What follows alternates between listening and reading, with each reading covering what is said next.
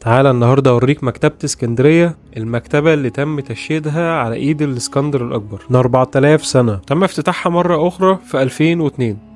المكتبة كمان بتعرض صور لأهم العلماء تأثيرا في العالم، عشان تقدر تعيش جولة تبهرك بكل حاجة موجودة فيها.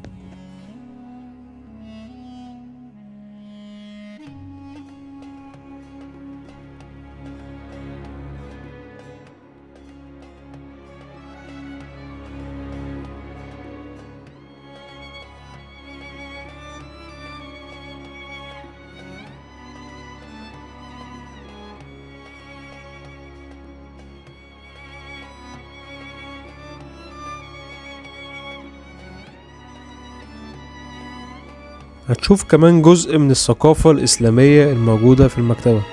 المكتبة كمان بتعرض جزء كبير جدا من الكتب الأثرية الموجودة